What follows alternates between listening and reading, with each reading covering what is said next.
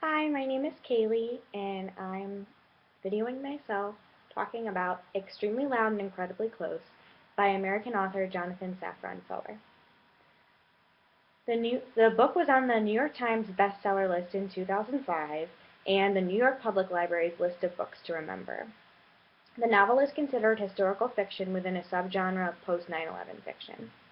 Our narrator is an eccentric 9-year-old boy named Oscar Schell. He resides in New York City and loses his father in the 9/11 attacks on the Twin Towers. His father leaves 7 voicemail messages on their home answering machine that tragic morning, and Oscar replays them over and over again.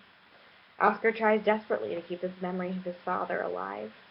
He constantly talks about him as if he was still there, and frequently visits his closet to look at his father's old suits that he used to wear. Oscar made the list of The Guardian's 10 best child narrators, and this is no surprise. There is a naivete and innocence to the voice of Oscar that is hopeful and heartbreaking at the same time. Inside him, grief tears him apart, and there's something else that no one knows about, too, a feeling of guilt. This book is deeply emotional and gives insight into the complexity of grief. Because Foer's style of writing is so unique, it can take some getting used to. I would recommend prefacing Foer's novel with a short story by him called Here We Aren't So Quickly. His choppy sentence structure and seemingly random diction can pose problems or confuse readers.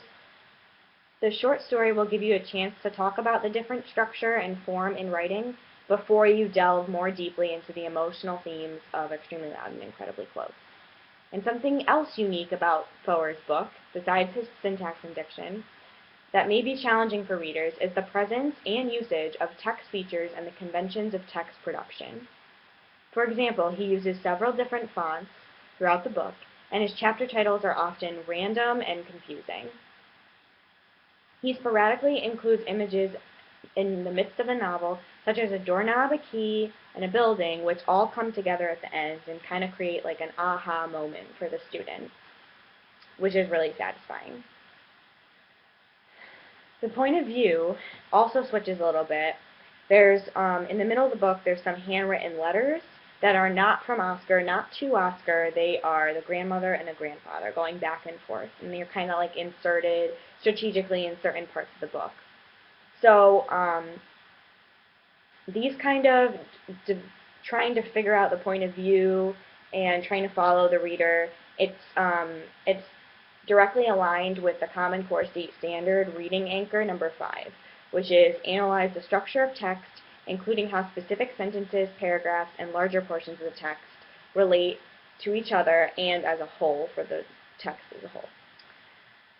The strategy of rereading is going to be crucial for readers, since he jumps around so much between different aspects of the plot that seem unrelated but aren't, because they all come together at the end.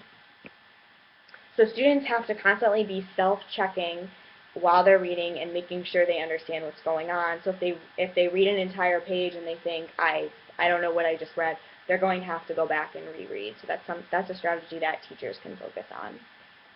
The mere subject matter of the non-traditional grieving process is something that teenagers can relate to, and of course the feelings of loneliness and isolation that serve as the undercurrent of the novel can make adolescents feel more comfortable as they transition to the adult world.